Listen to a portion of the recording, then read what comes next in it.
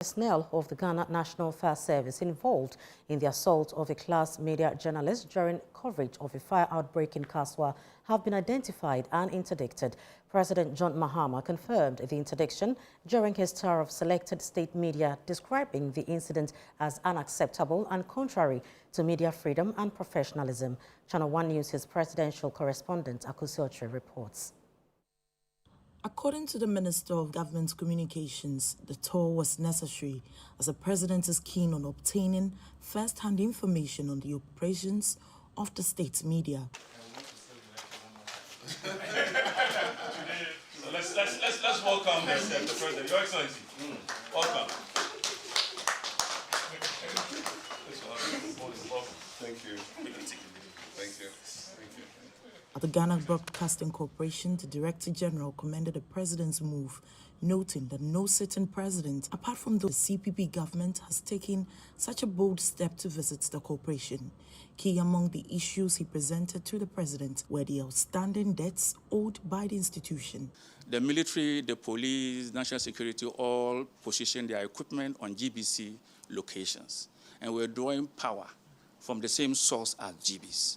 So when it came to a time to install meters, these meters were installed in the name of GBC, and they started accumulating debt with GBC. So when we brought it to their attention, these state agencies simply disconnected and found alternative source, but they had accumulated a few years of debt for GBC to pay. We've currently been paying it this year. We've paid 5 million of it. Currently, we have outstanding of 13.6 million cedis.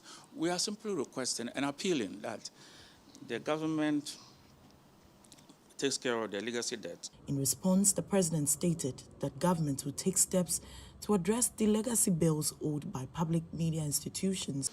Your minister brought the issue of the legacy debts to us.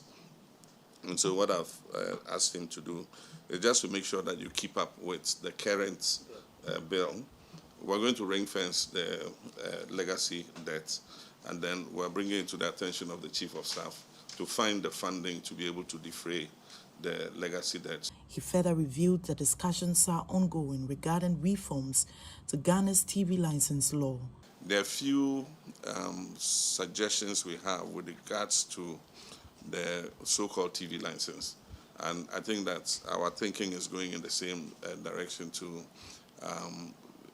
amend that law and to make it a public media levy of some sort. And we're going to change the range of that levy so that it's better able to mobilize funding. Touching on press freedom and the recent attack on a Class FM journalist, the President said the actions of the officers involved do not reflect the values expected of personnel of the security services. We need a reorientation of many of our security personnel to understand that just as they're doing their job of providing peace and safety, journalists are also doing their job of informing the people as to what is happening. So they are not antagonistic to each other. Indeed, they are both serving the same public. Yeah, so we're working on it, but occasionally these things come up. But when they come, they must be dealt with, as firmly as possible. The Minister of Government Communication has taken it up. I think the officers have been identified, they've been interdicted, and an investigation is ongoing.